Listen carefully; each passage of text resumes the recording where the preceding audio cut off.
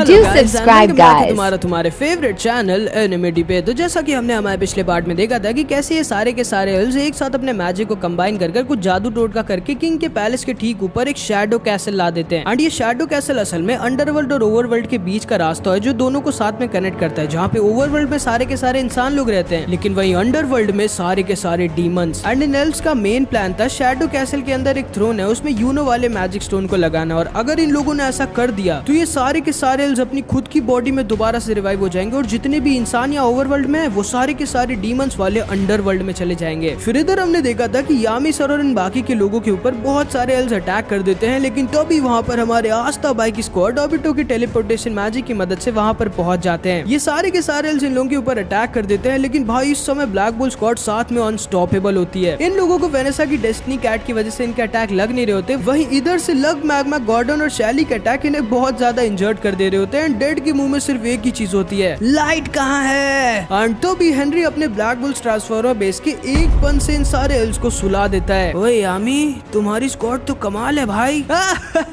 और पागल भी। एंड इधर ऊपर हम पैट्री को देखते हैं। ये ब्लैक बुल्स वाले बार बार मेरे रास्ते में क्यों आते हैं, और वो कैट वो खतरनाक है, उसके रहते हम इन्हें नहीं हरा सकते। मैं इन लोगों को संभालती हूँ, तुम लोग शैडो कैसल के अंदर जाओ। एंड तो भी कोरल पिकॉक मैजिक स्क्वाड की कैप्टन डॉर्थी अपना मैजिक यूज करती है जिसका नाम होता है द ड्रीम वर्ल्ड। एंड ये अपने साथ लक, मैग्मा, शैली, चार्मी और वेनेसा को इसके ड्रीम वर्ल्ड में लेके चली जाती है। एंड भाई इसका मैजिक बहुत ज्यादा खतरनाक होता है, क्योंकि अपने ड्रीम वर्ल्ड में ये जो चाहे वो कर सकती है। मतलब ये अपने ड्रीम वर्ल्ड में जो भी इमेजिन करेगी वो सच में इसकी ड्रीम वर्ल्ड में आ जाएगा। और क्योंकि अब वेनेसा की डेस्टिनी कैट इन लोगों के साथ नहीं होती, इसलिए गॉच आसानी से अपने मिरर मैजिक से इनके पूरे के पूरे बेस को तोड़ देता है। गॉर्डन और ग्रे किसी तरह अपने मैजिक को कंबाइन कर अपनी और इन सब की जान को बचा लेते हैं। एंड हेनरी अब क्योंकि अपने बेस के अंदर नहीं होता, इसलिए इसकी मैजिकल पावर और जल्दी खत्म होने लगती है एंड ये सबकी मैजिकल पावर को एब्सॉर्ब करने लगता है। और अब तो चार्मी भी यहाँ पर नहीं होती इसके मैजिक को दोबारा से अपने खाने से भरने के लिए। और इधर इन दोनों का मैजिक भी लगभग खत्म हो चुका होता है। एंड तो भी पैट्री गॉड से कहता है इन सबको खत्म करके जल्दी से शैडो कैसल के अंदर आ जाना। एंड फिर पैट्री और ये बाकी के एल्व्स शैडो कैसल के अंदर घुस जाते हैं। ऑबिटो और डेड भी लाइट के पीछे निकल जाते हैं। एंड अब इन लोगों को समझ नहीं आ रहा था कि ये लोग क्या करें। एंड तभी यामी सर इन सब से कहते हैं ध्यान से सुनो तुम सब के सब, अभी टाइम है अपनी लिमिट्स को सरपास करने का। पहले खुद को हराओ फिर इन सब को हराओ, और हाँ तुम सब में से जो भी मरा मैं उसे मार डालूंगा। एंड फिर यामी सर और कैप्टन जैक भी शैडो कैसल के अंदर घुस जाते हैं। एंड फिर इधर हम गॉच और मैरी को देखते हैं, तुम सबको अब मरना होगा।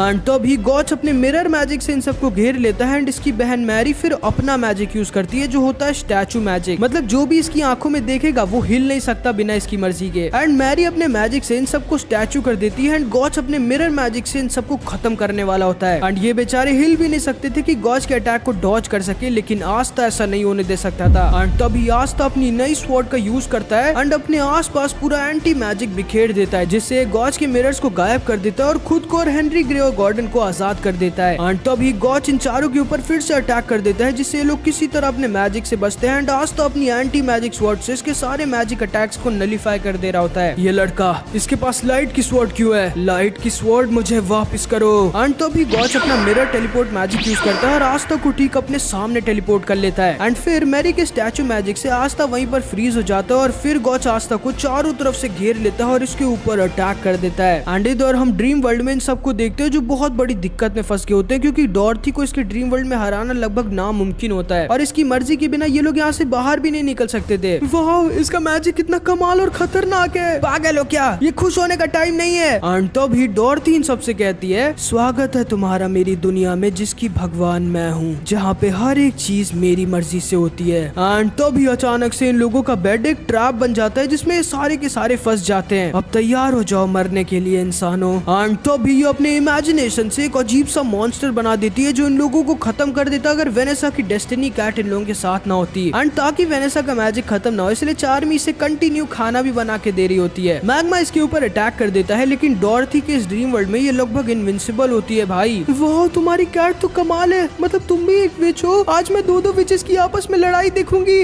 वाह, ये लड़की तो तुमसे भी ज्यादा पागल है। लक, क्या मतलब है तुम्हारा? आखिर हम हराए कैसे कैसे? इसको इसके वर्ल्ड में मारना इम्पॉसिबल है और हम तब तक ही जिंदा है जब तक रॉग हमारे साथ है और हम यहाँ से इसकी मर्जी के बिना बाहर भी नहीं निकल सकते। एंड तभी डॉर्थी अपने इमेजिनेशन से ढेर सारा पानी बना देती है जिसमें मॉन्स्टर फिशेस थी एंड ये इतने सारे पानी को इन लोगों की तरफ छोड़ देती है। एंड तभी शैली दिमाग लगाती है और कहती है, लक, मैग्मा, तुम दोनों अपना अटैक उस वाटर के ऊपर करो। एंड ये दोनों इसकी बात को सुनकर वैसे ही करते हैं और इस वाटर के ऊपर अपना अपना अटैक यूज करते हैं जिसकी वजह से एक बहुत बड़ा ब्लास्ट हो जाता है। मुझे पता था जब बिजली, पानी और आग साथ में मिलते हैं तो एक बहुत बड़ा ब्लास्ट होता है। पागल हो क्या? अभी हम लोग भी उस ब्लास्ट में मारे जाते तो। एंड अब ये एल्फ थोड़ा गुस्सा हो जाती है एंड अपने मैजिक से एक स्लीपिंग पाउडर रिलीज कर देती है जिससे इन सबको नींद आने लगती है। अरे उठिए, अभी सोने का टाइम नहीं है चार्मी सेनपाई। अरे ये क्या हो रहा है? मुझे भी नींद आ रही है। एक बार अगर कोई मेरे ड्रीम वर्ल्ड में सो गया तो वो हमेशा हमेशा के लिए यहीं पर सोता रहेगा। अरे नहीं, अब हम क्या करें? एंड इधर हम देखते हैं गॉड चारों तरफ से आस्था के ऊपर अटैक कर देता है, लेकिन तभी ये तीनों अपने मैजिक को साथ में कंबाइन कर किसी तरह आस्था को बचा लेते हैं। एंड हेनरी ने अपने मैजिक से अपने बचे कुचे बेस को एक प्लेन बना दिया होता है। एंड असल में हेनरी की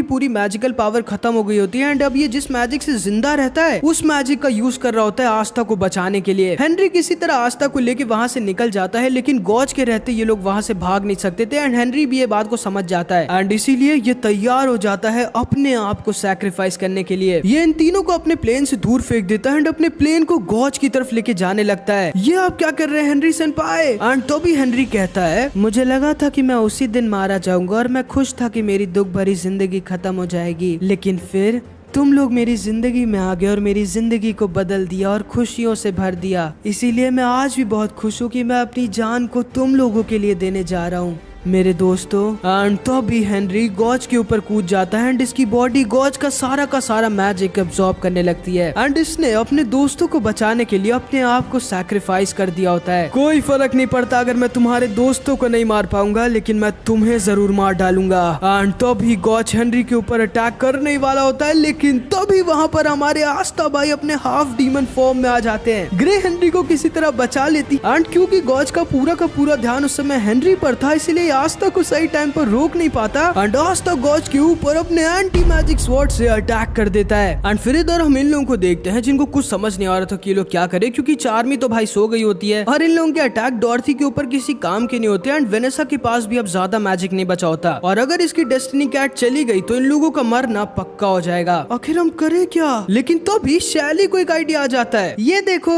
एक चश्मा।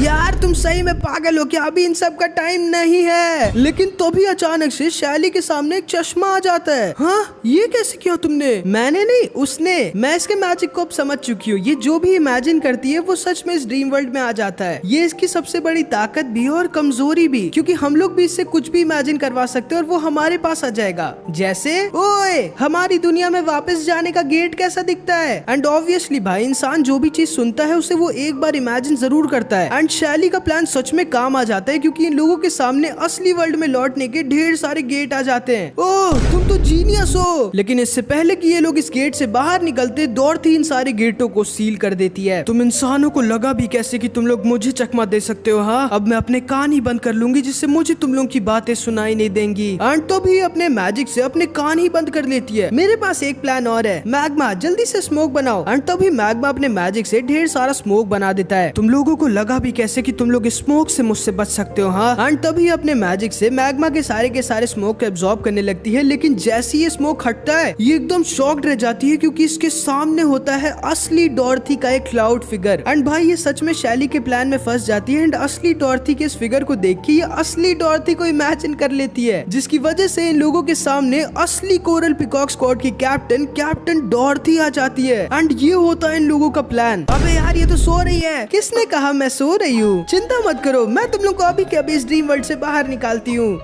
तुम इंसानों को मैं छोड़ूंगी नहीं। एंड तो भी इन दोनों डॉर्थीज में आपस में लड़ाई हो जाती है एंड इन दोनों की इमेजिनेशन आपस में क्लैश कर जाती हैं। एंड इन दोनों की फाइट को देखकर ये सब समझ जाते हैं कि भाई कैप्टन किस लेवल पर होते हैं। एंड फिर इधर हम देखते हैं आस्था अपने मैजिक से गॉज और मैरी को वापस से इंसान बना देता है एंड गॉज को वापस से होश में देखकर ये सब के सब बहुत खुश हो जाते हैं। एंड इधर हम देखते हैं इन दोनों डॉर्थी की फाइट को ड्रीम वर्ल्ड झेल नहीं पाता और कोलैप्स कर जाता है, जिसकी वजह से ये सारे के सारे लोग वापस से असली दुनिया में लौट जाते हैं। एंड जैसे ही ये लोग अपनी असली दुनिया में आते हैं चक और मैग्मा एक ही अटैक में डॉर्थी को सुला देते हैं, नीचे आकर इन सब के ऊपर गिर जाते हैं एंड एक दूसरे से दोबारा मिलकर ये सब लोग बहुत खुश हो जाते हैं एंड आस्था अपने मैजिक से डॉर्थी को वापस से ठीक कर देता है एंड तभी ये दोनों भी वहाँ पर आ जाते हैं एंड पूरी की पूरी ब्लैक बुल स्क्वाड भाई एक साथ आ गई होती है, फिनरल के अलावा जो कि अभी हील हो रहा है, थोड़ी देर में वो भी आ जाएगा। चार्मी इन सबको अपना खाना बांट देती है जिससे इन सबका दोबारा से मैजिक पावर फुल हो जाता है एंड आस्था को मिमोसा फुल हील कर देती है एंड हमारे आस्था भाई दोबारा से तैयार हो जाते हैं सबकी बैंड बजाने के लिए। मिमोसा, आस्था और नोएल एक साथ बैठे होते हैं लेकिन तभी शैली आस्था से कहती है अपना प्रॉमिस मत भूलना आस्था, तुम्हारी बॉडी अब मेरी है। जिसको सुन के नोएल और मिमोसा एकदम डर जाती है कि क्या मतलब तुम्हारी बॉडी इसकी है एंड तभी आके आस्था को गले लगा लेती है। ओ मुझसे तो बिल्कुल भी वेट नहीं हो रहा आस्था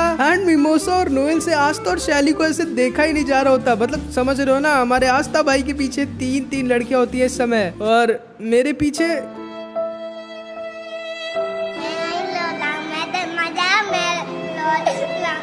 एंड ये लोग साथ में बहुत खुश होते हैं लेकिन तभी अचानक से दो एल्व्स इन लोगों की तरफ आने लगते हैं लेकिन तभी वहाँ पर कैप्टन वर्मिलियन और फुगिलियन आ जाते हैं एंड भाई ये दोनों एक बार में इन दोनों एल्व्स की बैंड बजा देते हैं। ओह कैप्टन फुगिलियन, वर्मिलियन, मैं बहुत खुश हूँ आप दोनों को ठीक देख के एंड नोजेल भी फुगिलियन को वापस से होश में देखकर अंदर ही अंदर बहुत खुश हो जाता है एंड तभी मैग्मा बोलता है वो देखो शैडो कैसल का गेट बंद हो रहा है धीरे धीरे, हमें जल्दी अंदर जाना होगा। लेकिन तभी वहाँ पर बाकी के गोल्डन डॉन के मेंबर्स आ जाते हैं। अब हम क्या करें, हमें उसके अंदर जाना होगा इससे पहले वो बंद हो जाए। लेकिन तभी वेनेसा इससे कहती है आप लोग अंदर जाइए, हम ब्लैक बुल्स इन एल्व्स को रोक कर रखेंगे। मिमोसा इन सबको हीलिंग की जरूरत पड़ेगी, तुम भी इनके साथ जाओ और आस्था तुम भी, तुम्हारा एंटी मैजिक लाइट के खिलाफ हमारा मेन हथियार है, मैं भी तुम लोग के साथ चलूंगी। एंड तभी कैप्टन फुगिलियन, वर्मिलियन, नोजेल, मिमोसा, आस्था और नोएल इस शैडो कैसल के अंदर घुस जाते हैं एंड ये सारे के सारे इन सारे एल्व्स से लड़ जाते हैं। ये सब के सब इस शैडो कैसल के अंदर घुस गए होते हैं एंड एक अलग ही डायमेंशन में पहुंच जाते हैं और अलग अलग बढ़ जाते हैं। नोएल इधर फाना के पास टेलीपोर्ट हो जाती है, वर्मिलियन वेटो के पास, कैप्टन फुगिलियन पर्पल ऑर्का के कैप्टन काइजर के पास एंड आस्था और मिमोसा कैप्टन रिल के पास। तो तुम ठीक तो हो ना आस्था? एंड रिल को तो तुम जानती हो भाई कि कितना स्ट्रांग होता है। ये जैसे इन लोगों को देखता है ये अपनी सारी की सारी पेंटिंग से अपने मॉन्स्टर्स को रिलीज करने लगता है और ज्यादा मॉन्स्टर्स बनाने लगता है। एंड इधर हम देखते हैं नोएल और फाना की लड़ाई हो गई होती है। नोएल अपने वैल्करी आर्मर से फाना के ऊपर अपने water dragon God attack use कर देती है एंड इसको बीच से उड़ा देती है। लेकिन भाई पता नहीं कैसे फाना अपना हील मैजिक यूज करती है और अपनी पूरी की पूरी बॉडी को दोबारा से ग्रो कर देती है। एंड फिर इधर हम फुगिलियन और वर्मिलियन की इन दोनों एल्व्स के साथ बहुत ही भयानक लड़ाई देखते हैं एंड इन दोनों का मैच बिल्कुल टक्कर का हो रहा होता है एंड आस्था और मिमोसा साथ में किसी तरह रिल के मॉन्स्टर से बच रहे होते हैं। एंड फिर इधर हम देखते हैं इन सारे गोल्डन डॉन के एल्व्स से ये पूरी की पूरी ब्लैक बुल स्क्वाड लड़ रही होती है लेकिन ये लोग इतने सारे एल्व्स को हरा नहीं पा रहे होते। लेकिन तभी वहाँ पर यूनो आ जाता है एंड एक ही बार में इन सारे के सारे एल्व्स की बैंड बजा देता है। बाप रे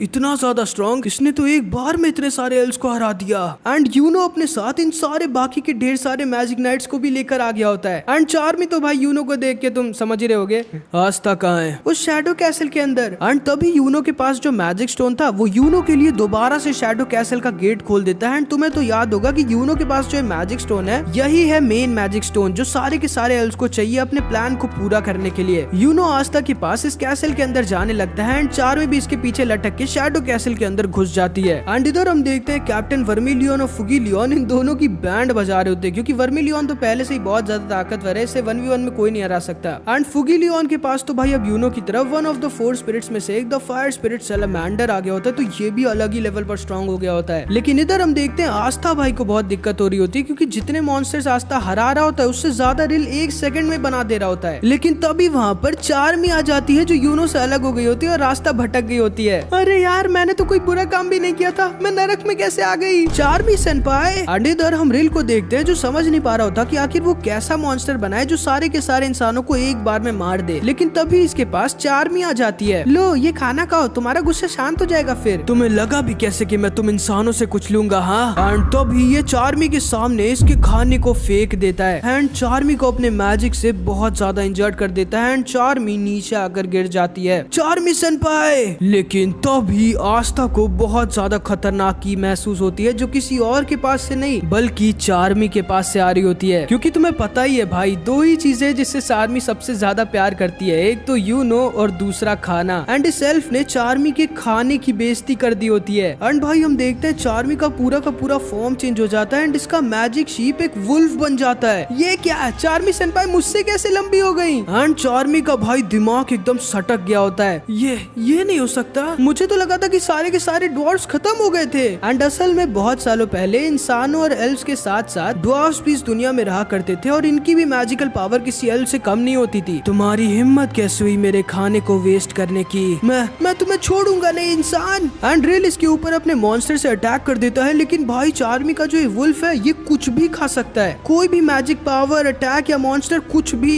और जितना ज्यादा मैजिक ये खाएगा उतनी ही ज्यादा मैजिकल पावर चार्मी के अंदर आती जाएगी। मतलब समझ रहे हो चार्मी इस समय कितनी ज्यादा ओवर पावर्ड हो गई होती है। एंड भाई चार्मी अकेले इस कैप्टन रिल के ऊपर जो भी एक एल्फ तक बन गया होता है उस पर भारी पड़ने लगती है, क्योंकि जितनी तेज ये ड्राइंग बना रहा होता है उससे तेज इसका वुल्फ इसका मैजिक खा रहा होता है। आस्था हमें जल्दी यूनो के पास जाना होगा, वरना अगर उन एल्फ ने उसका मैजिक स्टोन ले लिया तो फिर। एंड आस्था तुरंत ही यूनो की तरफ निकल जाता है। एंड इधर हम देखते हैं नोएल की मदद करने के लिए कैप्टन जैक वहाँ पर आगे होते हैं। एंड यामी सर और इन्होंने डेविड की बढ़िया से बैंड बजा दी होती है। एंड फिर इधर हम देखते हैं यूनो के सामने खड़े होते हैं पैट्री, राया और रॉनी। लाइट के बाद 3 स्ट्रॉन्गेस्ट एल्व्स। अब हमारा सपना पूरा होने से कोई नहीं रोक सकता। एंड तभी लाइट और राया साथ में मिलकर यूनो के ऊपर अपने लाइट एरोस से अटैक कर देते हैं। लेकिन भाई तुम तो जानते हो कि यूनो इस एल्फ की बॉडी में आके हद से ज्यादा ओवर पावर्ड हो गया होता है, माना जोन। एंड यूनो आसानी से इनके सुपर फास्ट लाइट एरोस को डॉज करके राया और पैट्री के ऊपर अपने स्पिरिट स्टॉर्म अटैक मार देता है, जिससे ये दोनों किसी तरह बचते हैं। लेकिन तभी यूनो देखता है इसके बगल में खड़ा होता है रॉनी, जो एक बार में यूनो के मैजिक स्टोन को इससे छीन लेता है। ये कैसे हो सकता है? मैं अपने माना जोन से इसे डिटेक्ट क्यों नहीं कर पाया? ओए वापस करो वो मुझे। बहुत अच्छे रॉनी, तुम अकेले थे जो लाइट को टक्कर दे पाते थे। अब फाइनली हमारा सपना पूरा हो जाएगा। हाँ सही कहा, अब हमारा सपना पूरा हो जाएगा। हाँ? एंड तुम्हें याद होगा कि राया से कोई भी झूठ नहीं बोल पाता, ये तुरंत ही किसी के भी झूठ को पकड़ लेता है। रॉनी तुमने अभी हमसे झूठ क्यों बोला? एंड तभी ये रॉनी हंसने लगता है। कौन हो तुम? क्या बोल रहे हो तुम राया? एंड अगले ही पल राया के सीने में एक बहुत बड़ा छेद हो जाता है। एंड तैयार हो जाओ भाई एक बहुत बड़े ट्विस्ट के लिए। रॉनी तुमने ऐसा क्यों किया? अब मेरा सपना पूरा हो जाएगा। ये मैजिक किसी एल्फ का नहीं है। एंड तभी ये जाके यूनो वाले मैजिक स्टोन को इस शैडो कैसल के थ्रोन पर लगा देता है, जिससे पैट्री को जो लगा था कि सारे एल्फ वापस से अपने ओरिजिनल फॉर्म में जिंदा हो जाएंगे और सारे के सारे इंसान अंडरवर्ल्ड में चले जाएंगे, वो नहीं होता, बल्कि अंडरवर्ल्ड से एक डीमन यहाँ पर ओवरवर्ल्ड में आ जाता है जिसका नाम होता है ज़ागरेड। एंड तभी ये पैट्री से बोलता है, तुम्हारा बहुत बहुत शुक्रिया पैट्री, तुम्हारी वजह से मैं वापस से इस दुनिया में आ पाया। क्या कहना चाहते हो तुम? और हो कौन तुम? तुम्हें अभी भी समझ नहीं आया पैट्री? इंसानों ने तुम लोगों को कभी धोखा नहीं दिया था, मैंने दिया था। मैं बहुत सालों पहले इस दुनिया में आ गया होता अगर वो दोनों मेरे रास्ते में ना आए होते।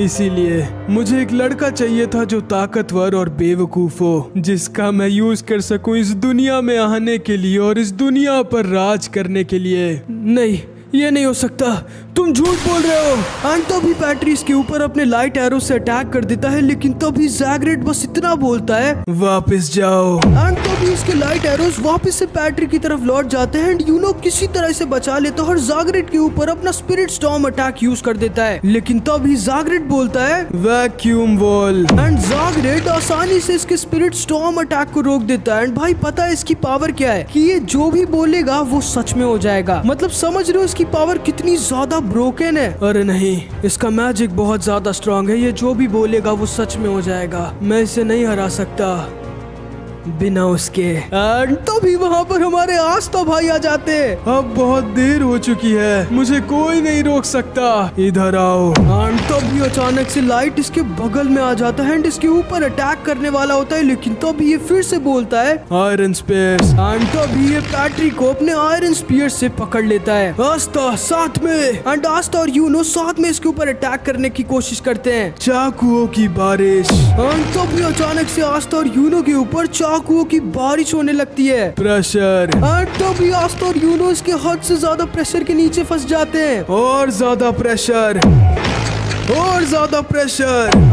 इतने ज्यादा ज्यादा प्रेशर की वजह से आस्था और यूनो के ऊपर चट्टाने आकर गिर जाती है। एंड भाई समझ रहे हो ये डीमन कितना ज्यादा स्ट्रॉन्ग है। आस्था की ग्रिम वॉर के अंदर की डीमन से भी ज्यादा strong, wizard king light battery सबसे ज्यादा स्ट्रॉन्ग। एंड भाई तैयार हो जाओ, अब होने वाली है हमारे सीजन 1 की मेन। एल्स को बेवकूफ बनाया था कि इन्हें इंसानों ने धोखा दिया था ताकि ये इन एल्स का यूज कर वापस से ओवरवर्ल्ड में आ सके। और पैट्री ठीक इसके जाल में फंस जाता है और इस बहुत ही ज्यादा खतरनाक डीमन को यहाँ ओवरवर्ल्ड में ले आता है। और इसकी पावर भाई इतनी ज्यादा खतरनाक होती है कि मैं क्या बताऊं। इसके पास पावर होती है वर्ड सोल मैजिक, मतलब ये जो भी बोलता है वो सच में हो जाता है या फिर रियलिटी में आ जाता है। एंड अपनी इसी पावर का यूज करके इसने आस्था और यूनो को बहुत इंजर्ड कर दिया होता है और पैट्री को पकड़ लिया होता है। पैट्री को यकीन नहीं हो रहा होता कि इसके साथ कितना बड़ा धोखा हुआ है। एंड ये दुख और दर्द के मारे जोर जोर से चिल्लाने लगता है। एंड इधर हम इन दोनों को देखते हैं, ये दोनों भी यहाँ पर आ गए होते हैं, लेकिन ये दोनों इस डीमन के डर के मारे बाहर ही नहीं निकल रहे होते। तुम जानना चाहते हो पैट्री, जब किसी 4 लीफ ग्रिम वॉर का ओनर हद से ज्यादा दुख या दर्द में होता है तो क्या होता है? उसकी 4 लीफ ग्रिम वॉर बन जाती है एक 5 लीफ ग्रिम वॉर, जिसको हम डीमंस ले सकते हैं। जिसका मतलब है कि फाइनली मेरा प्लान पूरा होने वाला है। बिल्कुल नहीं। एंड तो भी ज़ाग्रेट जब पीछे देखता है तो देखता है यूनो और आस्था अपने पैरों पर खड़े होते हैं। एंड गुस्से के मारे इन दोनों की पावर्स और ज्यादा बढ़ गई होती है। आस्था मुझे पता है यूनो,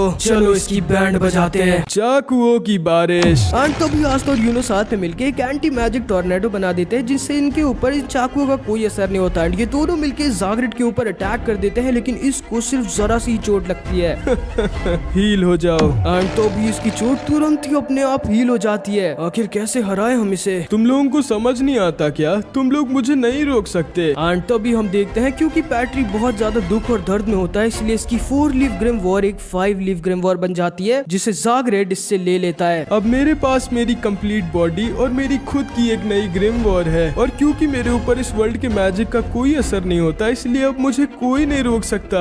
जाओ मार डालो सबको। एंड तो भी क्योंकि पैट्री ने अपनी पूरी जीने की विल खो दी होती है, इसलिए इसके अंदर बहुत ज्यादा नेगेटिव इमोशंस भर गए होते हैं। एंड ये बस एक जिंदा लाश रह गया होता है, इसीलिए इसके ऊपर ज़ाग्रेट का मैजिक असर कर जाता है। एंड ये पूरा का पूरा पागल हो जाता है, इसका पूरा फॉर्म चेंज हो जाता है। एंड ये एक डार्क एल्फ बन जाता है जो आस्था और यूनो पर अटैक करने लगता है। इन तीनों की बहुत ही ज्यादा भयानक फाइट स्टार्ट हो जाती है। एंड पैट्री क्योंकि पहले से इतना ज्यादा स्ट्रॉन्ग था, लेकिन अभी एक डार्क एल्फ बन गया तो और ज्यादा स्ट्रॉन्ग हो गया होता है। और क्योंकि इसको अब खुद की कोई परवाह भी नहीं होती, इसलिए और ज्यादा खतरनाक हो गया होता है, क्योंकि सिर्फ इसका एक ही काम होता है, सबको मारना। एंड फिर इधर हम ज़ाग्रेट को देखते हैं जो शैडो कैसल से निकलकर ओवरवर्ल्ड में जा रहा होता है, लेकिन तभी इसके सामने लाइट आ जाता है। ओ तो तुम अभी तक जिंदा हो, अच्छा है। अब मैं हमारा पिछला हिसाब पूरा कर सकता हूँ। और हाँ, अब तो वैसे भी मुझे मेरी ग्रिम वॉर मिल चुकी है। एंड लाइट अभी पूरी तरह से होश में नहीं आया होता, लेकिन ये अंदर से जानता था कि ज़ाग्रेट ने ही सब कुछ किया था। लाइट इसके ऊपर अटैक कर देता है, लेकिन तभी ज़ाग्रेट बोलता है रॉक बेड,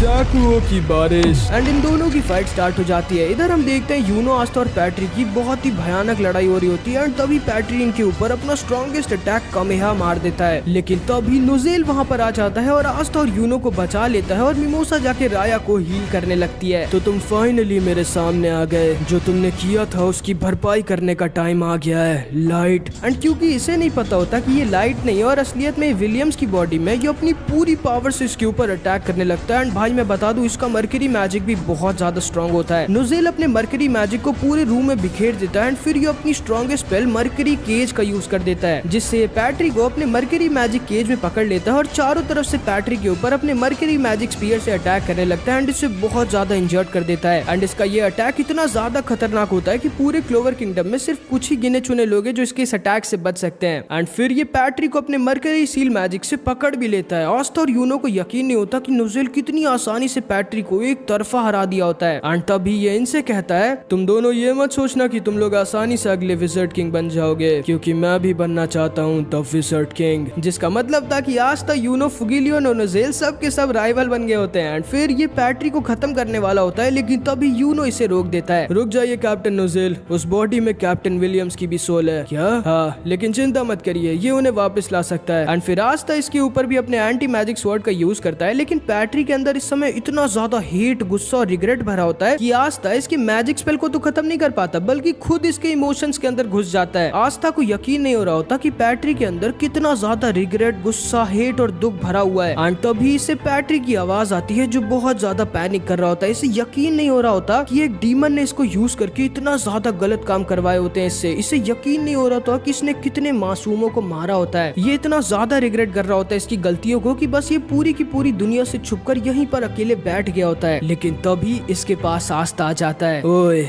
मुझे तुमसे कुछ बात करनी है। नहीं, दूर रहो मुझसे, दूर रहो। आखिर क्या कर रहे हो तुम? आखिर तुम कैसे उस डीमन को फिर से खुद पर कंट्रोल करने दे रहे हो? हाँ, चुप रहो, जाओ यहाँ से। एंड तो भी आस्था इसको पकड़ लेता है। मैं जानता हूँ तुम खुद को माफ नहीं कर पा रहे हो और मैं भी तुम्हें माफ नहीं करना चाहता क्योंकि तुमने इतने मासूम लोगों को मारा है। तुमने उनको तक मार दिया जिनकी मैं सबसे ज्यादा रिस्पेक्ट करता था, जिनकी तरह मैं बनना चाहता था। तुमने हम इंसानों को उस चीज की सजा दी जो हमने कभी की भी नहीं थी। मैं भी तुम्हें माफ नहीं करना चाहता पैट्री, लेकिन फिर भी मैं तुम्हें माफ करता हूँ। एंड पैट्री को यकीन नहीं होता उस बात का जो आस्था ने अभी इससे कही थी। मैं जानता हूँ बहुत आसान होता है अपनी गलतियों से भागकर छुप जाना, लेकिन उससे कुछ नहीं होने वाला। तुम अपनी पूरी जिंदगी इसी तरह अपनी गलतियों को रिग्रेट करते रहोगे। क्या तुम ये चाहते हो? नहीं ना। इसीलिए तुम्हें होश में आना होगा पैट्री। तुम्हारे पास अभी भी मौका है अपनी गलतियों को सुधारने का। चलो मेरे साथ और मेरी मदद करो उस डीमन को रोकने में जिसने तुमसे तुम्हारा सब कुछ छीन लिया और मुझसे मेरा सब कुछ छीनने वाला है। एंड इस बात को सुनकर पैट्री की आंखें खुल जाती है। ये समझ जाता है कि आस्था सही कह रहा है। एंड आस्था की बात को सुन के पैट्री के सारे बुरे इमोशंस गायब हो जाते हैं एंड पैट्री दोबारा से होश में आ जाता है। मैंने आज तक तुमसे बेवकूफ इंसान नहीं देखा आस्था। क्या बोला तुमने? चलो आस्था,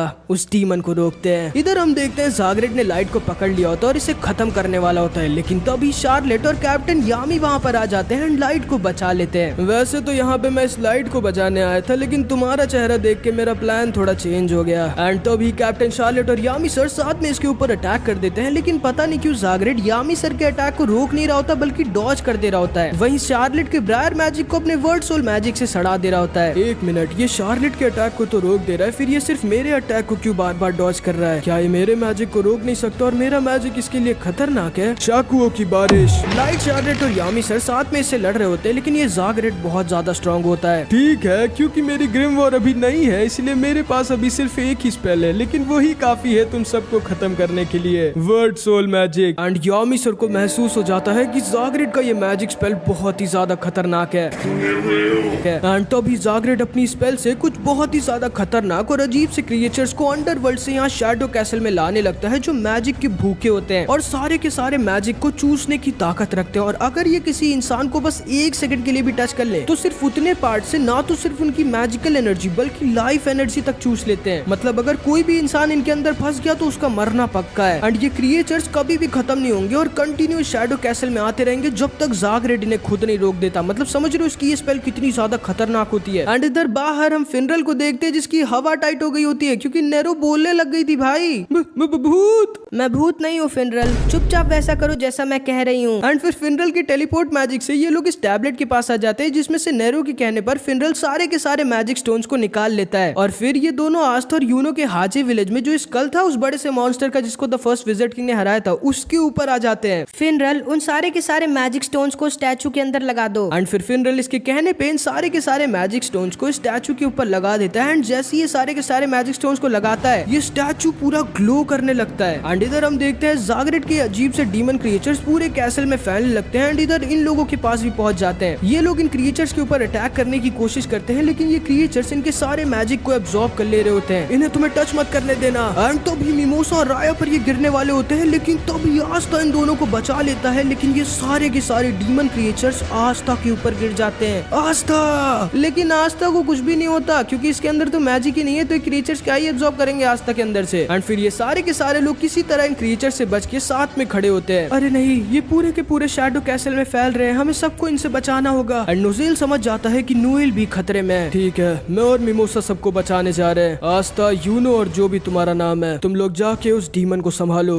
एंड इधर हम इन दोनों को देखते हैं जो द फर्स्ट विजिट किंग के स्टैचू के पास खड़े होते हैं जो बहुत ज्यादा तेज चमक रही होती है। एंड नेरो भी बहुत तेज चमकने लगती है। एंड तो भी ये स्टैचू बोलती है, लगता है टाइम आ गया है सेक्रे। हाँ प्रिंस लुमीरे। एंड एंड तभी नेरो एक लड़की बन जाती है। एंड ये स्टैचू असल में कोई स्टैचू नहीं था, बल्कि तो फर्स्ट विजार्ड किंग थे जो यहाँ पर इतने टाइम से सील थे, जो कि अब जाके इतने टाइम बाद वापस से होश में आए होते हैं। तो वो वापस से आ गया है। हाँ प्रिंस, और उसके पास अब उसकी पूरी बॉडी और एक ग्रिम वॉर भी है। चलो फिर हमें जल्दी चलना होगा। एंड तभी द फर्स्ट विजार्ड किंग अपना लाइट वेसल मैजिक यूज करते हैं एंड ये दोनों फुल स्पीड में शैडो कैसल की तरफ जाने लगते हैं। इस बार मैं वो नहीं होने दूंगी जो 500 साल पहले हुआ था। एंड अब हम 500 साल पहले का सीन देखते हैं, जब नया नया क्लोवर किंगडम बना था और उस टाइम पे विजार्ड किंग नहीं होते थे, बस खाली एक किंग होते थे और उन्हीं का बेटा था ये प्रिंस लुमीरे, और इसकी असिस्टेंट थी हमारी नेरो, जिसके पास सीलिंग मैजिक होता है। ये किसी भी सील या चीज को खोल या बंद कर सकती है। And the first wizard king को भी नए नए मैजिक देखना और उन पर एक्सपेरिमेंट करना बहुत ज्यादा पसंद था। एंड ये लोग साथ में मिलकर बहुत सारे मैजिक आइटम्स को बनाया करते थे। फिर एक दिन नेरो ने नोटिस किया कि प्रिंस लुमीरे और उनकी बहन टेटिया रोज कहीं छुप कर जा रहे होते हैं। जब इसने इनका पीछा किया तब इसको लुमीरे और एल्व्स के लीडर लाइट की दोस्ती के बारे में पता चला कि कैसे इन दोनों के पास 4 लीफ ग्रिमवॉर थी और इन दोनों का एक ही सपना था, सारे के सारे लोगों को एक साथ एक बराबर लाना, ताकि सब के सब, चाहे वो इंसान हो या एल्व, सब के सब एक साथ मिलजुल कर हंसी खुशी इस क्लोवर किंगडम में रह सके। और फिर लाइट, लुमीरे और नेरो ने साथ में मिलकर वो मैजिक स्टोन्स बनाए थे जिसमें इतना ज्यादा मैजिक था कि पूछो मत। और फिर दिन आता है टेटिया और लाइट की शादी का। टेटिया, तुम अकेले जाओ, मैं थोड़ी देर बाद वहाँ पर आऊंगा। पता नहीं पापा ने मुझे क्यों बुलाया है। कोई बात नहीं भैया, आप जल्दी आना, मैं और लाइट वहाँ पर आपका इंतजार करेंगे। लेकिन असल में लुमीरे को किंग ने नहीं बल्कि ज़ाग्रेड ने किंग को कंट्रोल कर बुलाया था। जैसे ही लुमीरे कैसल के अंदर जाता है, ज़ाग्रेड इसे पकड़ लेता है। लुमीरे समझ जाता है इसके पापा अभी होश में नहीं है और इन्हें कोई कंट्रोल कर रहा है। कौन हो तुम? मेरा नाम है ज़ाग्रेड, जो जल्द ही इस पूरी दुनिया पर राज करेगा। बाकी के लोग कहाँ हैं? और कहा, तुम्हारी बहन की शादी में। एंड लुमीरे तुरंत ही समझ जाता है कि ज़ाग्रेड का प्लान क्या है। ये सारे के सारे एल्व्स और टेटिया को लाइट के सामने खत्म करना चाहता था, और क्योंकि सिर्फ लुमीरे को ही शादी के बारे में पता था, इसीलिए लाइट को लगेगा कि लुमीरे ने उसे धोखा दिया है, जिससे लाइट के अंदर बहुत ज्यादा गुस्सा, दुख और दर्द भर जाएगा, जिससे ना तो सिर्फ इसकी 4 लीफ ग्रिमवॉर एक 5 लीफ ग्रिमवॉर बन जाएगी, बल्कि लाइट भी पूरी तरह पैट्री की तरह ज़ाग्रेड के कंट्रोल में आ जाएगा, जिसका फिर यूज कर ज़ाग्रेड अपनी पूरी बॉडी को अंडरवर्ल्ड से यहाँ ओवरवर्ल्ड में ले आएगा। ज़ाग्रेड लाइट की तरफ निकल जाता है। लुमीरे को कुछ समझ नहीं आ रहा था वो क्या करे, लेकिन तभी वहाँ पर नेरो आ जाती है। सेक्रे, मुझे आजाद करो जल्दी। एंड नेरो इसे अपने सीलिंग मैजिक से आजाद कर देती है। एंड ये दोनों तुरंत ही लाइट और टेटिया की शादी वाली जगह की तरफ निकल जाते हैं, लेकिन ये दोनों बहुत लेट हो गए थे। लाइट के सामने उसका पूरा परिवार और टेटिया मारे गए थे और इसकी 4 लीफ ग्रिमवॉर एक 5 लीफ ग्रिमवॉर बन गई थी। लेकिन अभी भी लाइट थोड़ा बहुत होश में था। मुझे पता था कि तुमने मुझे धोखा नहीं दिया था लुमीरे। ओए लड़के, तुम्हारा पूरा परिवार तुम्हारे सामने दिखाई नहीं दे रहा क्या? अब जल्दी से अपनी बॉडी को मेरे हवाले करो। लेकिन तभी लुमीरे देखता है लाइट ने अपने ऊपर ये सारे के सारे मैजिक स्टोन्स पहने हुए थे। मुझे माफ करना लुमीरे, मेरे अंदर बहुत ज्यादा दुख, दर्द और गुस्सा भरा हुआ है, और अगर मैंने जल्दी इसे बाहर नहीं निकाला तो ये डीमन मेरी बॉडी पर कंट्रोल कर लेगा। नहीं लाइट, ऐसा मत करना। मुझे माफ करना लुमीरे, लेकिन प्लीज मेरी एक लास्ट विश पूरी कर दो। मुझे मार दो मेरे दोस्त। एंड तभी जितनी भी नेगेटिव एनर्जी उस समय लाइट के अंदर थी, और इन 5 मैजिक स्टोन्स का एक साथ यूज कर लाइट एक बहुत ही ज्यादा फॉरबिडन स्पेल का यूज कर लेता है एंड अपने आप को एक बहुत ही ज्यादा बड़ा और बहुत ही ज्यादा भयानक डीमन बना लेता है, ताकि ज़ाग्रेड इसके ऊपर कंट्रोल न कर पाए। एंड पूरे के पूरे क्लोवर किंगडम में तबाही मच जाती है। एंड अपने क्लोवर किंगडम को बचाने के लिए लुमीरे तैयार हो जाता है अपने खुद के दोस्त से लड़ने के लिए। एंड फिर भाई इन दोनों की 3 दिनों तक बहुत ही ज्यादा भयानक लड़ाई होती है, लेकिन आखिरी में लुमीरे अपने strongest attack the God sword से अपने खुद के दोस्त को खत्म कर देता है एंड पूरी दुनिया को बचा लेता है एंड बन जाता है पूरी दुनिया का द फर्स्ट विजार्ड किंग। ज़ाग्रेड लाइट की ग्रिमवॉर को लेने जा रहा होता है, लेकिन तभी इसके सामने नेरो आ जाती है, जो इन मैजिक स्टोन्स का यूज कर ज़ाग्रेड को अपने सील मैजिक से सील करने वाली होती है। एंड ज़ाग्रेड समझ जाता है कि अब वो अपने आप को सील होने से नहीं रोक सकता, तो ये भी एक बहुत ही ज्यादा फॉरबिडन रीइंकार्नेशन मैजिक का यूज कर देता है, जिससे 500 साल बाद ये सारे एल्व्स वापस से रीइंकार्नेट हो जाएंगे। और पैट्री के दिमाग में एक आइडिया डाल देता है, जिससे पैट्री को लगेगा कि वो सारे के सारे इंसानों को अंडरवर्ल्ड में भेज के सारे के सारे एल्व्स को वापस से उनके ओरिजिनल बॉडीज में जिंदा कर देगा। लेकिन असलियत में वो जो करेगा वो होगा ज़ाग्रेड को पूरी तरह से वापस से ओवरवर्ल्ड में लाना। एंड यही था इस ज़ाग्रेड का प्लान, जिससे अपनी पूरी बॉडी के साथ वापस से ओवरवर्ल्ड में आ चुका है, और इसको अब इसकी खुद की एक 5 लीफ ग्रिमवॉर भी मिल गई है। एंड भले ही 500 सालों पहले लुमीरे ने उस डीमन को मार दिया था, लेकिन उतनी भयानक लड़ाई की वजह से बहुत ज्यादा इंजर्ड हो गया था और उस डीमन के एक कर्ज की वजह से इसके पास अब ज्यादा टाइम भी नहीं बचा था। इसलिए नेरो फिर से इन मैजिक स्टोन्स का यूज करती है और एक बहुत ही ज्यादा फॉरबिडन मैजिक का यूज कर द फर्स्ट विजिट किंग के बचे कुछ टाइम को सील कर देती है और इन्हें एक स्टैचू बना देती है, ताकि जब भी जागरेट वापस से इस दुनिया में आए तो द फर्स्ट विजिट किंग वहां पर हो जागरेट को रोकने के लिए। लेकिन इतने ज्यादा फॉरबिडन मैजिक को यूज करने की वजह से ये अपनी ह्यूमैनिटी लूज कर देती है और एक मैजिक बर्ड बन जाती है जो 500 साल बाद वापस से अपने ओरिजिनल फॉर्म में आ गई होती है। नेरो फिर से अपने सीलिंग मैजिक का यूज करती है एंड ये दोनों इस शैडो कैसल के अंदर घुस जाते हैं। इधर हम देखते हैं आस्था, पैट्री और यूनो साथ में जागरेट से लड़ रहे होते हैं, तभी वहां पर लुमिरे और नेरो आ जाते हैं। अरे बाप रे, आज मैं तुम्हें तुम्हारे किए की सजा दूंगा डीमन। अबे यूनो, ये लड़का द फर्स्ट विजिट किंग जैसा नहीं लग रहा? हाँ यार सही कह रहे हो। एंड पैट्री लुमिरे को देखकर एकदम शॉक्ड रह जाता है। नेरो लुमिरे को इन तीनों के बारे में बताती है। फिर ये दोनों लाइट के पास आ जाते हैं। नेरो अपने सीलिंग मैजिक से लाइट के कॉन्शियसनेस को अनलॉक कर देती है एंड लाइट वापस से होश में आ जाता है। एंड ये दोनों दोस्त सालों बाद एक दूसरे से मिलकर बहुत खुश हो जाते हैं एंड तैयार हो जाते हैं एक साथ इस डीमन से लड़ने के लिए। फिर ये सारे के सारे एक साथ आ जाते हैं एंड पैट्री को समझ नहीं आ रहा था कि वो इतना बुरा करने के बाद लाइट की आंखों में कैसे देखे, लेकिन तभी लाइट इसे गले लगा लेता है। कोई बात नहीं पैट्री, मैं तुम्हें माफ करता हूँ। एंड पैट्री की आंखों में आंसू आ जाते हैं क्योंकि इतने सालों बाद फाइनली पैट्री वापस से लाइट से मिल जाता है। चलो अच्छा है तुम सब एक साथ मिल गए, अब एक साथ मरोगे भी। एंड तभी इसके ये डीमन क्रिएचर्स इन लोगों के ऊपर अटैक कर देते हैं, लेकिन तभी लाइट और लुमिरे अपने मैजिक से इन क्रिएचर्स को खत्म करने लगते हैं। ओह अच्छा, तो ये दोनों इतने ज्यादा मैजिक पावर से अटैक कर रहे हैं कि ये मेरे क्रिएचर्स को मैजिक से ओवरलोड करके फाड़ दे रहे हैं। एंड तभी ये दोनों साथ में मिलकर जागरेट के ऊपर अटैक करने लगते हैं। एंड ऑब्वियसली भाई ये दोनों हद से ज्यादा फास्ट और स्ट्रॉन्ग होते हैं, लेकिन जागरेट के ऊपर इस वर्ल्ड के मैजिक किसी काम का ही नहीं था, इसीलिए इन दोनों के इतने स्ट्रॉन्ग अटैक से भी जागरेट को कुछ नहीं होता। एंड तभी जागरेट अपना डीमन ट्राइडेंट निकाल देता है और लुमिरे का एक हाथ काट देता है एंड अपने अगले अटैक से लुमिरे को खत्म करने वाला होता है। एंड इसके ट्राइडेंट को इस वर्ल्ड का कोई मैजिक नहीं रोक सकता, इसीलिए तभी आस्था वहां पर अपने एंटी मैजिक स्वॉर्ड से इसके ट्राइडेंट को रोक देता है। चाकुओं की बारिश। एंड तभी ये सारे के सारे आके आस्था को बचा लेते हैं। नेरो अपने सीलिंग मैजिक से लुमिरे के हाथ को वापस से इसकी बॉडी में सील कर देती है। इस डीमन के ऊपर छोटे मोटे अटैक्स का कोई असर नहीं होगा। एंड तभी लाइट अपनी डेमन ड्वेलर स्वॉर्ड को हवा में उठाता है एंड जितने भी एल्स इस शैडो कैसल में थे उन सब की मैजिकल एनर्जी को एक साथ यूज करके लाइट जागरेट के ऊपर अपना strongest attack divine light use कर देता है, जिससे जागरेट की बॉडी को ये पूरा का पूरा भाप बना देता है। लेकिन जागरेट के ऊपर तो इस वर्ल्ड के मैजिक का कोई असर ही नहीं होना था, इसलिए ये मरता तो नहीं, लेकिन लाइट के अटैक की वजह से इन लोगों को जागरेट का असली रूप दिख जाता है। एंड असलियत में ये एक दिल जैसा दिखता है जिसको इस वर्ल्ड का कोई मैजिक नहीं मार सकता। एंड इधर नीचे हम यामी सर और शार्लेट को देखते हैं। यकीन नहीं होता वो डीमन इतने स्ट्रॉन्ग अटैक से भी नहीं मरा। तुम्हें कैसे पता? क्योंकि मैं यहाँ नीचे से उसकी की को महसूस कर सकता हूँ। आखिर हम करें क्या? उन क्रिएचर्स की वजह से हम वहाँ ऊपर भी नहीं जा सकते। हाँ, काश बस एक अटैक में उसे मार पाता।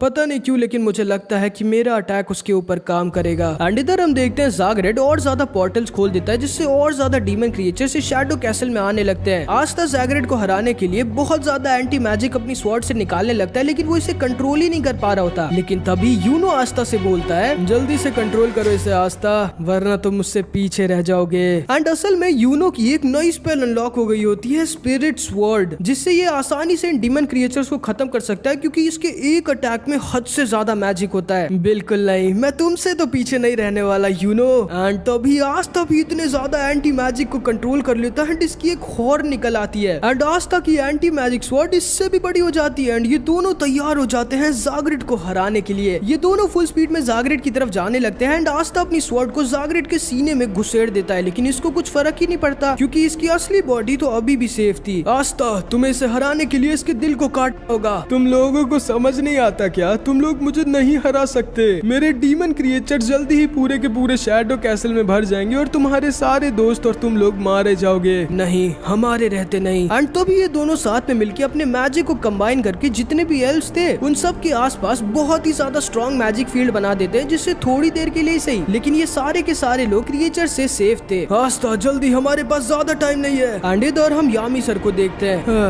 लगता है अब मेरे पास और कोई ऑप्शन नहीं है, मुझे यहाँ नीचे से ही उसे अपने अटैक से मारना होगा। क्या? लेकिन ये इम्पॉसिबल है। हाँ वो तो है, लेकिन मेरे लिए नहीं। आंडित और हम आस्ता और यूनो को साथ में देखते हैं जो जागरेट की तरफ फुल स्पीड में पहुंच जाते हैं, लेकिन तभी जागरेट इन दोनों को पकड़ लेता है। तुम लोगों को समझ नहीं आता क्या? तुम लोग मुझे नहीं हरा सकते। लेकिन तभी इधर नीचे हम यामी सर को देखते हैं जो अपनी फुल कंसंट्रेशन से की का यूज कर रहे होते हैं एंड इन्हें अपना पास्ट याद आ रहा होता है। आखिर क्यों जूलियस, तुम मुझे क्यों एक स्क्वाड कैप्टन बनाना चाहते हो? तुम जानते हो मैं तुम्हारे जितना अच्छा नहीं हूँ। सही कहा यामी, तुम मेरे जितने अच्छे नहीं हो, तुम मुझसे भी ज्यादा अच्छे हो। अभी टाइम है यामी अपने प्रॉमिस को पूरा करने के लिए, अपने लिमिट्स को सरपास करने का। माना जोन।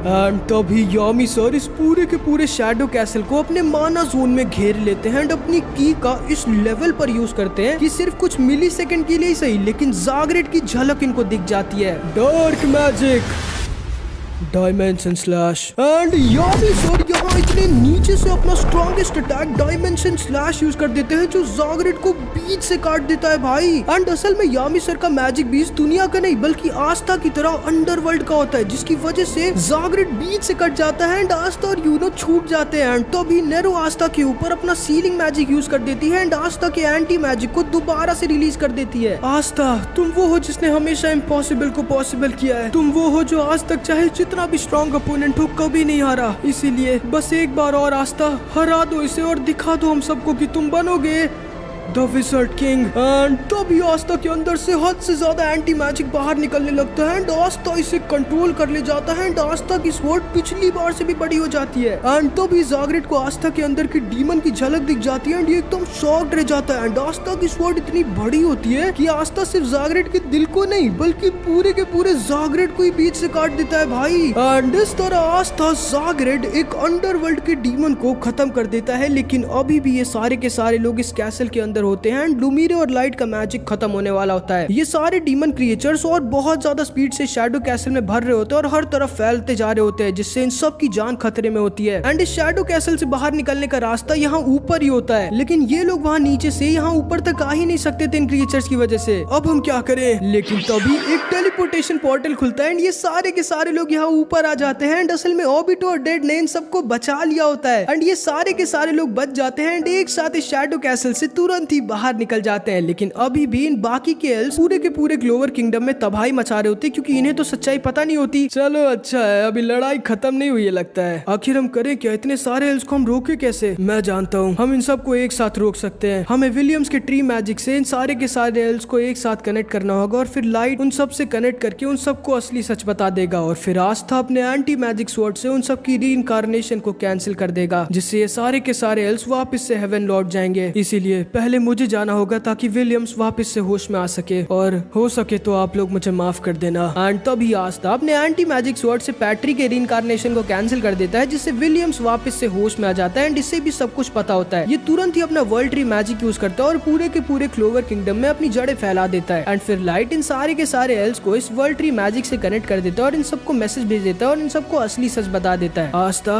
अपना एंटी मैजिक यूज करो। एंड तभी आस्था इस वर्ल्ड ट्री के ऊपर अपने एंटी मैजिक का यूज करता है, जिससे ये सारे के सारे एल्स विलियम्स के वर्ल्ड ट्री मैजिक से कनेक्टेड थे, इन सब का रीइंकार्नेशन कैंसिल हो जाता है एंड ये सारे के सारे वापस से हेवन लौटने लगते हैं। एंड ये सीन बहुत ज्यादा खूबसूरत लग रहा होता है, लेकिन राया, फाना और वेटो की रीइंकार्नेशन कैंसिल नहीं हो पाती क्योंकि ये लोग रीइंकार्नेशन स्पेल की वजह से नहीं बल्कि शैली के एक्सपेरिमेंट की वजह से वापस जिंदा हुए थे। कोई बात नहीं, मैं वहाँ ऊपर तुम लोगों का इंतजार करूंगा।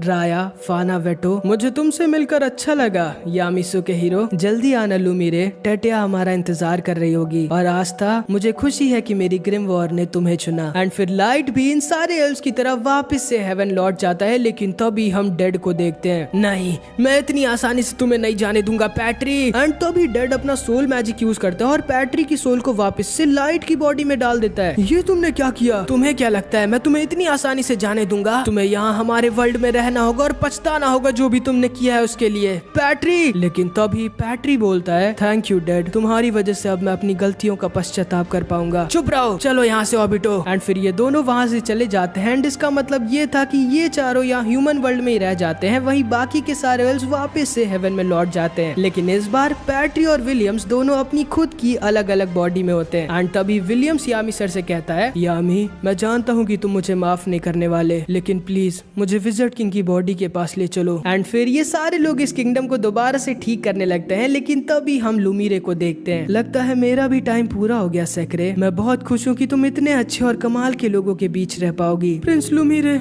मैं आपसे कुछ कहना चाहती हूँ। उसकी जरूरत नहीं है, मैं जानता हूँ सेक्रे। एंड बेचारी नेरो आखिर तक लुमीरे से बता नहीं पाती कि ये लुमीरे से प्यार करती थी। एंड फिर इधर हम इन दोनों को देखते हैं जो जब विज़र्ड किंग की बॉडी के पास जाते हैं तो एकदम शॉक्ड रह जाते हैं, क्योंकि इनके सामने खड़े होते हैं द विज़र्ड किंग, जो एक बच्चे यूज कर सारे एल्व्स को मरवा दिया था और सारे एल्व्स को ये लगवा दिया था कि उन्हें इंसानों ने धोखा देके मारा था। क्यों? क्योंकि अंडरवर्ल्ड से यहाँ ओवरवर्ल्ड में आना चाहता था और उसके लिए इसे लाइट की बॉडी चाहिए थी और एक 5 लीफ ग्रिमवॉर भी। और जब एक 4 लीफ ग्रिमवॉर का यूजर बहुत ज्यादा दुख और दर्द में होता है तो उसकी 4 लीफ ग्रिमवॉर एक 5 लीफ ग्रिमवॉर बन जाती है, जिसे डीमंस ले सकते हैं। और क्योंकि अपने परिवार की ये हालत देख के लाइट, जो कि एल्व्स का लीडर था, बहुत ज्यादा दुख और दर्द में था, इसीलिए इसकी 4 लीफ ग्रिमवॉर एक 5 लीफ ग्रिमवॉर बन जाती है। लेकिन ताकि ज़ाग्रेड इसकी बॉडी ना ले पाए, इसलिए लाइट एक बहुत ही ज्यादा फॉरबिडन स्पेल का यूज कर खुद को एक बहुत ही ज्यादा खतरनाक और भयानक डीमन बना लेता है। पूरे के पूरे क्लोवर किंगडम में तबाही मच जाती है। लेकिन तभी इसे रोकने के लिए इसके सामने आ जाता है लुमीरे, लाइट का बेस्ट फ्रेंड, जो दुनिया को बचाने के लिए लाइट को खत्म कर देता है और बन जाता है क्लोवर किंगडम का पहला विज़र्ड किंग। ज़ाग्रेड लाइट की ग्रिमवॉर लेने जा रहा होता है, लेकिन तभी नेरो इसके सामने आ जाती है और मैजिक स्टोन्स का यूज कर इसको सील करने लगती है। और जब ज़ाग्रेड समझ जाता है कि वो नेरो के सील मैजिक से नहीं बच सकता, तो ये भी एक फॉरबिडन रीइंकार्नेशन मैजिक का यूज कर देता है, जिससे 500 साल बाद ये सारे एल्व्स वापस से जिंदा हो जाएंगे। और इनके दिमाग में एक प्लान दे देता है, जिससे इन्हें लगेगा कि ये सारे इंसानों को अंडरवर्ल्ड में भेज के ओरिजिनल बॉडीज में जिंदा होंगे, लेकिन असलियत में जो होगा वो होगा ज़ाग्रेड का इस ओवरवर्ल्ड में आना। फिर हम देखते हैं लुमीरे अपनी इतनी खतरनाक फाइट और डीमन के कर्ज की वजह से बहुत ज्यादा इंजर्ड हो जाता है और इसके पास अब ज्यादा टाइम नहीं बचा होता। इसीलिए नेरो लुमीरे के बचे कुछ टाइम को अपने एक फॉरबिडन मैजिक से सील कर देती है, जिससे अगर बाद में कभी ज़ाग्रेड वापस आए तो द फर्स्ट विज़र्ड किंग वहां पर हो उसे रोकने के लिए। और इतने ज्यादा फॉरबिडन स्पेल का यूज करने की वजह से ये अपनी ह्यूमैनिटी को खो देती है और एक मैजिक बर्ड बन जाती है। फिर आज से 16 साल पहले 2 बच्चों का जन्म होता है, आस्था और यूनो। यूनो भाई अलग ही लेवल पर इंटेलिजेंट और स्ट्रांग होता है और इसकी मैजिक पावर भी किसी कॉमनर के मुकाबले अलग ही लेवल पर होती है। वहीं आस्था मैजिकलेस होता है, मतलब इसके पास मैजिक ही नहीं होता है। एक ऐसी दुनिया में जहाँ पे मैजिक ही सब कुछ होता है, लेकिन इसका सपना वो होता है विज़र्ड किंग बनने का, जो पूरी दुनिया का सबसे स्ट्रॉन्गेस्ट मैजिशियन होता है। भले इसके पास बिल्कुल ही मैजिक नहीं था, लेकिन ये कभी भी गिव अप नहीं करता और हमेशा हार्ड वर्क करता है। फिर एक दिन इसका हार्ड वर्क रंग लाता है और इसे मिल जाती है लाइट वाली 5 लीफ ग्रिमवॉर। लेकिन पता नहीं कैसे इस ग्रिमवॉर के अंदर एक डीमन आ गया था, जिसके पास पावर थी एंटी मैजिक की, जिससे आस्था के पास भी एंटी मैजिक की पावर आ जाती है एंड ये भी भाई अलग ही लेवल पर स्ट्रॉन्ग हो जाता है। फिर दिन आता है ज़ाग्रेड के अराइवल का। इसका प्लान काम कर जाता है एंड पैट्री की वजह से ज़ाग्रेड वापस से ओवरवर्ल्ड में आ जाता है। लेकिन इस बार इसके पास इसकी पूरी बॉडी थी और एक 5 लीफ ग्रिमवॉर भी। लेकिन भाई आस्था, यूनो, पैट्री, लाइट, लुमीरे, यामी सर सब के सब साथ में मिलकर एक दूसरे की मदद करके किसी तरह ज़ाग्रेड को खत्म कर देते हैं। एंड फिर ये सारे एल्व्स और लुमीरे खुशी खुशी वापस हेवन लौट जाते हैं, सिवाय इन तीनों के जो यहीं फंस जाते हैं। और ये लोग डिसाइड करते हैं अपने पापों का पश्चाताप करने का। और फिर हमें पता चलता है कि विज़र्ड किंग पता नहीं कैसे मरे नहीं होते बल्कि जिंदा होते हैं। एंड ये था पूरे सीजन 1 का छोटा सा समरी। अब स्टार्ट करते हैं हम लोग हमारा सीजन 2।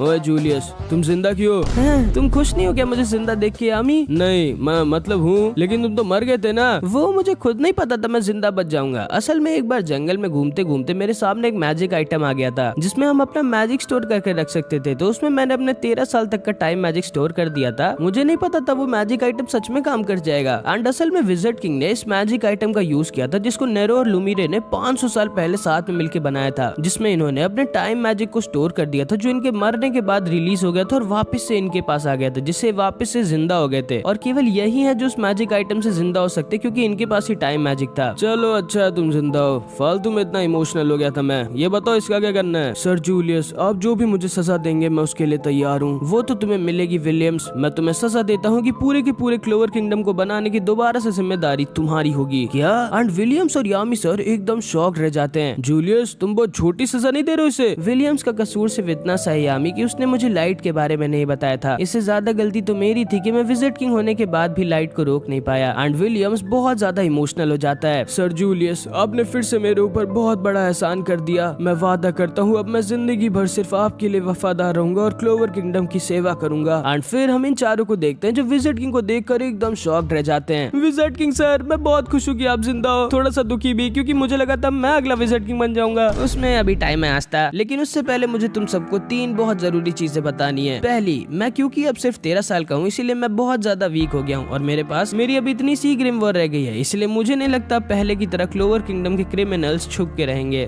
दूसरी प्रॉब्लम, अब क्योंकि मैं वीक हो गया हूँ और पूरे क्लोवर किंगडम में अभी थोड़े टाइम पहले इतना बड़ा अटैक हुआ है, इसलिए बहुत ज्यादा चांसेस है कि हमारे आसपास के किंगडम्स हमारी इस मुश्किल टाइम का फायदा उठाने की कोशिश करें और हम पर अटैक करें। अरे नहीं। और तीसरी प्रॉब्लम, आस्था मारा जा सकता है। क्या? लेकिन क्यों? मैं मरना नहीं चाहता। एंड ये सारे के सारे लोग एकदम शॉक्ड रह जाते हैं। देखो आस्था, तुम्हारे अंदर जो एंटी मैजिक पावर है वो एक डीमन की वजह से है और सबको ये पता है कि एक डीमन की वजह से ही इतनी तबाही हुई है और इतने सारे लोग मरे हैं। लेकिन वो सब तो उस डीमन ने किया था, मेरे डीमन ने नहीं। मैं जानता हूँ, लेकिन बाकी लोग और मैजिक कोर्ट वाले ये नहीं जानते। और क्योंकि वो इतने सारे लोगों को उनकी गलतियों की सजा नहीं दे सकते, इसलिए बहुत चांसेस है कि वो सारा इल्जाम तुम्हारे ऊपर लगा देंगे ताकि वो सारे लोग जो एल्स बन गए थे उनकी भी जान बच जाए और क्लोवर किंगडम के लोग भी खुश हो जाए और उन्हें तसल्ली मिल जाए। लेकिन ये तो गलत है, और मैं ही क्यों? और कौन है ये मैजिक कोर्ट? एंड असल में क्लोवर किंगडम में भी हम लोगों की दुनिया की तरह एक कोर्ट होता है जिसका नाम होता है मैजिक कोर्ट। और सही बात है, मैजिक कोर्ट वाले इतने सारे मैजिक नाइट्स को तो सजा दे नहीं सकते थे जो एल्स बन गए थे और इतनी तबाही मचाई थी। और क्लोवर किंगडम के लोग भी बहुत ज्यादा गुस्सा और दुखी थे इतनी सारी तबाही और इतने सारे लोगों की मरने की वजह से। इसीलिए मैजिक कोर्ट वाले जिनको टॉप की रॉयल फैमिलीज चलाती है उन्होंने डिसाइड किया होता है वो आस्था के ऊपर सारा इल्जाम डाल देंगे, जिसने उल्टा इन सबको बचाया था। क्योंकि पहली बात तो सच में इसके ग्रिमवॉर के अंदर एक डीमन है और दूसरी बात ये कॉमनर भी है। इसीलिए अगर आस्था मारा जाएगा तो इसका डीमन भी इसकी ग्रिमवॉर के अंदर ही फंसा रहेगा और सारे के सारे क्लोवर किंगडम के लोगों को तसल्ली भी मिल जाएगी। एंड फिर हम देखते हैं आस्था, नोएल और सारे मैजिक नाइट सारे लोगों की मदद कर रहे होते हैं। एंड तभी आस्था के पास एक आदमी आता है। हेलो आस्था, मैं तुम्हारा बहुत बड़ा फैन हूँ। मुझे पता चला कि तुमने उस डीमन को हराया था। हाँ, लेकिन आप कौन हो? मैं मैजिक कोर्ट के लिए काम करता हूँ। जिसको सुन के आस्था थोड़ा डर जाता है। चिंता मत करो, हम लोग तुमसे बस उस डीमन के बारे में कुछ सवाल पूछना चाहते हैं, और मिस नेरो आपसे भी। एंड फिर आस्था थोड़ा सोचता है और तैयार हो जाता है नेरो के साथ जाने के लिए, क्योंकि इसे लगा था मैजिक कोर्ट वाले इनसे बस थोड़े सवाल ही पूछेंगे, लेकिन मैजिक कोर्ट वालों का प्लान कुछ और था। हथकड़ी पहना के सवाल कौन पूछता है भाई? चुप रहो।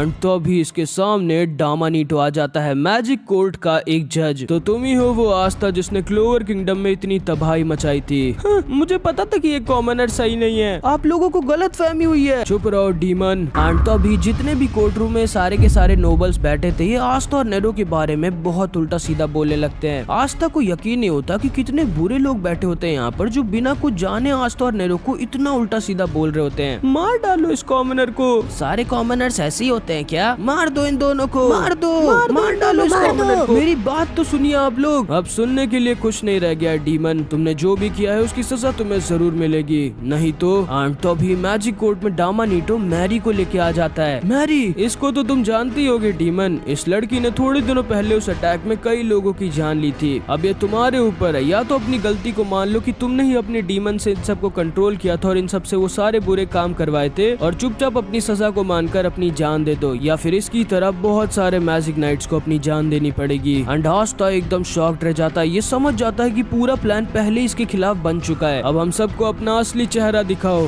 डीमन। एंड तभी ये सारे लोग मैरी के ऊपर अटैक कर देते हैं। एंड ऑब्वियसली भाई आस्था मैरी को कुछ होने नहीं दे सकता था, तो तभी ये अपने डीमन फॉर्म में आ जाता है और मैरी को बचा लेता है। वो देखो, वो रहा वो डीमन, मार डालो इसे जल्दी, कितना खतरनाक है ये, मार डालो। तो ये है तुम्हारा असली चेहरा? हाँ डीमन, मैं जानता हूँ तुम चाहो तो यहाँ से आराम से भाग सकते हो, लेकिन भाग के तुम जाओगे कहाँ? पूरे के पूरे क्लोवर किंगडम को तुम्हारी सच्चाई पता चल चुकी है। सबको पता चल चुका है कि तुम ही वो डीमन थे जिसने वो सारी तबाही मचाई थी। एंड इन लोगों ने पहले ही पूरे क्लोवर किंगडम में न्यूज फैला दी थी कि आस्था ने वो सारी तबाही करवाई थी, जिसको देख कर ये सारे लोग एकदम शॉक्ड रह गए थे। और हाँ, अगर तुम इस किंगडम से बाहर भाग गए तो तुम्हारी सजा तुम्हारे हाजे विलेज वाले परिवार को मिलेगी। एंड भाई अब आस्था को कुछ समझ नहीं आ रहा था वो क्या करे। जितने भी लोग वहाँ बैठे थे सबके के सब बस एक ही चीज डिमांड कर रहे थे, आस्था की मौत, उस क्राइम के लिए जो उसने किया भी नहीं। अब तुम कुछ नहीं कर सकते डीमन, चुपचाप अपनी सजा को कबूल करो और खत्म हो जाओ। आस्था सांस तक नहीं ले पा रहा होता क्योंकि ये इतना ज्यादा डर गया होता है, इसे समझ नहीं आ रहा होता कि ये क्या करे। लेकिन तभी मैजिक कोर्ट की साइड की दीवार पूरी की पूरी टूट जाती है एंड इन सारे लोगों के सामने खड़ी होती है पूरी की पूरी the black bull squad. And obviously भाई इनके रहते आस्था को थोड़ी कुछ होने वाला था।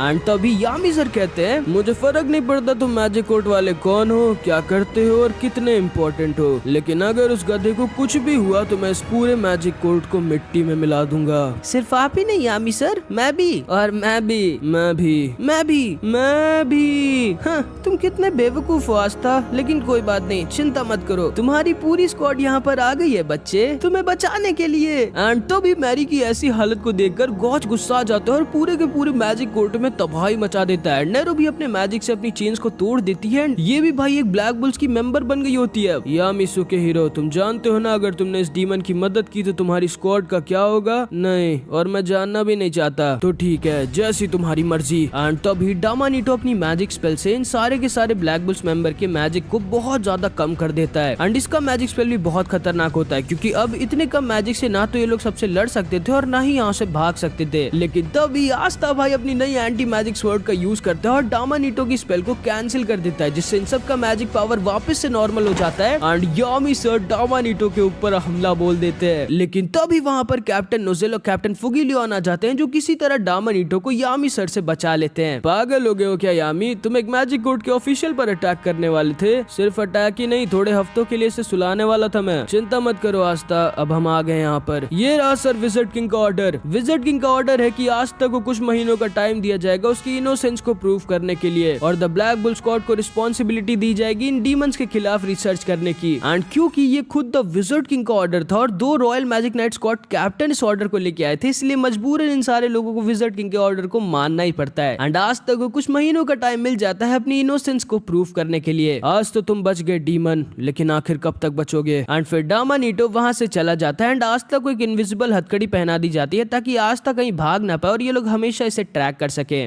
एंड ये सारे के सारे ब्लैक बुल्स वाले बहुत खुश हो जाते हैं। फिर इधर हम डामानीटो को देखते हैं जो विजिट किंग के पास आ जाता है। आप जानते हैं ना विजिट किंग, पूरे क्लोवर किंगडम की जनता को दुखी किया है आपने। मैं जानता हूँ डामानीटो, लेकिन हम किसी बेगुनाह को सजा तो नहीं दे सकते ना, और आस्था को तो बिल्कुल भी नहीं, उसने हमें बचाया है। और मुझे पूरा यकीन है कि ब्लैक बुल्स वाले जरूर से सबूत जमा कर लेंगे आस्था की इनोसेंस को प्रूफ करने के लिए। एंड फिर डामानीटो वहां से चला जाता है एंड तभी मार्क्स भागते हुए वहां पर आ जाता है जो विजिट किंग को जिंदा देखकर बहुत ज्यादा खुश हो जाता है और रोने लगता है। फिर अगले दिन ब्लैक बुल स्क्वाड में सब कुछ नॉर्मल हो जाता है एंड ये सारे लोग वापस से अपनी बेस वाले लोकेशन पर आ जाते हैं। हेनरी सेनपाई, सोच कर रहे हो, जल्दी से हमारा बेस बनाओ। सॉरी, लेकिन मैं भूल गया हमारा बेस कैसा दिखता था। क्या अपना ही घर भूल गए? अरे यार, कैसे गधों के साथ फंस गया हूँ मैं। हाँ, मुझे भी नहीं याद है हमारा बेस कैसा दिखता था। मुझे भी। अरे हाँ, क्यों ना अब हम हेनरी सेनपाई के मैजिक से अपने बेस को अपनी मर्जी से बनाएं। एंड सबको ये प्लान बहुत अच्छा लगता है एंड आज तो सबको एक एक पेपर दे देता है जिसमें ये लोग अपना अपना चॉइस लिख देते हैं कि इन सब के हिसाब से इनका नया बेस कैसा होना चाहिए। एंड फिर हेनरी सबके मन के अकॉर्डिंग बेस को बनाने लगता है एंड ये बाकी के लोग बाहर आ जाते हैं। लेकिन तभी यामी सर इन सबसे कहते हैं, ध्यान से सुनो तुम सारे गधों, मेरे प्यारे पेट्स गायब हो गए हैं। वो जरूर से इन्हीं जंगलों में कहीं पर घूम रहे होंगे, जाओ और उन तीनों को पकड़ के लेके आओ। लेकिन ध्यान देना, वो लोग क्यूट जरूर है लेकिन बहुत ज्यादा खतरनाक मॉन्स्टर्स भी हैं। नहीं नहीं, मैं नहीं जा रहा। पहली चीज तो वो कहीं से भी क्यूट नहीं है और दूसरा वो मुझे अपना खाना समझते हैं। मैं रिक्वेस्ट नहीं कर रहा हूँ गधे, ऑर्डर दे रहा हूँ। यामी सर, मैं उनसे लड़ाई कर सकता हूँ क्या? अगर उन्हें खरोच तक आई तो मैं तुम्हें मार डालूंगा। एंड फिर ये सारे लोग उन पेट्स को ढूंढने के लिए निकल जाते हैं एंड यामी सर को वो टाइम याद आ जाता है जब एक मिशन से वापस आ रहे थे, तब उन्हें वो तीनों मिले थे जिनके मम्मी पापा का कुछ लोगों ने शिकार कर लिया था एंड ये इतने क्यूट थे कि यामी सर इन्हें छोड़ के नहीं आ पाए और अपने साथ ले आए और तब से आज तक वो पेट्स यामी सर के साथ हैं। इधर हम आस्था भाई को देखते हैं जो पता नहीं क्या सोच के मॉन्स्टर्स को बुलाने के लिए भौंक रहे होते हैं। गॉर्डन और ग्रे की डर के मारे हालत बहुत खराब होती है। लग मैग्मा हमेशा की तरह आपस में लड़ाई करने लग जाते हैं। जोरा मस्त यहाँ पे सो रहा होता है और चार्मी वेनेसा फुल पार्टी कर रहे होते हैं। लेकिन तभी गॉर्डन ग्रे के सामने यामी सर के मॉन्स्टर पेट्स आ जाते हैं एंड ये लोग बहुत ज्यादा स्ट्रॉन्ग और खतरनाक होते हैं एंड ये तीनों इनका पहला शिकार बन जाते हैं। फिर देखते ही देखते लक, मैग्मा, चार्मी, फिनरल और वेनेसा ये सब के सब इन मॉन्स्टर का शिकार बन जाते हैं। लक सेनपाई, मैग्मा सेनपाई, क्या हुआ आपको? वो तीनों यामी सर की तरफ गए। आस्था, उन्हें बचाओ। एंड आस्था तुरंत ही यामी सर के पास भागते हुए जाता है लेकिन बहुत देर हो चुकी थी। इन लोगों ने पहले ही यामी सर को अपना शिकार बना बना लिया था, खाने के लिए नहीं बल्कि चाटने के लिए। ये किसी को मार नहीं रहते बल्कि बुरी तरह से सबको चाट रहे थे जैसे कुत्ते चाटते हैं। एंड असल में ये इन सब का तरीका था अपना प्यार दिखाने का, लेकिन आस्था भाई अभी भी इनके लिए खाना ही थे। फिर ये सारे लोग अपने नए बेस पे जाते जो सबकी रिक्वेस्ट पे बना होता है। बाहर से ये मैग्मा की रिक्वेस्ट पे बना था, घुसते ही वेनेसा की फेवरेट चीज का फाउंटेन, चार्मी के लिए ऑटोमेटिक खाने का किचन, गॉज के लिए एक मैरी का पूरा रूम, सबके बेड्स एक साथ गॉर्डन की रिक्वेस्ट पे और इन तीनों पेट्स की रिक्वेस्ट पे यामी सर का बेड इन तीनों के साथ। एंड ये बेस सबको बहुत पसंद आता है सिवाय यामी सर के, जिनको ये बेस बिल्कुल भी पसंद नहीं आता। इसीलिए किसी तरह ये लोग अपने बेस को वापस से पहले की तरह नॉर्मल बना लेते हैं एंड अपने पुराने बेस में वापस से आके सब बहुत ज्यादा खुश हो जाते हैं। फिर अगले दिन से आस्था भाई फिर से अपने रोज के कामों में लग जाते हैं, सफाई करना, कपड़े धोना, यामी सर के पेट्स को खाना खिलाना जो आज भी आस्था को ही खाना चाहते थे। एंड मैं बता दे रहा हूँ भाई ये सीजन पिछले सीजन से भी ज्यादा मस्त होने वाला है। आई होप कि तुमको वीडियो अच्छी लगी होगी। नेक्स्ट पार्ट भी बहुत मस्त होगा, तो प्लीज थोड़ा सा वेट कर लेना अपने एनिमेटी भाई का। और हाँ, तुम लोग चाहो तो मुझे इंस्टाग्राम पे फॉलो कर सकते हो, कमेंट्स में लिंक है। और हाँ, कमेंट्स में ये भी जरूर बताना कि तुम्हारे पिछले सीजन का फेवरेट कैरेक्टर कौन था। तो बस इस वीडियो में इतना ही। आई होप कि तुमको वीडियो अच्छी लगी होगी। मिलते हैं अगली वीडियो में, तब तक के लिए अपना ख्याल रखना।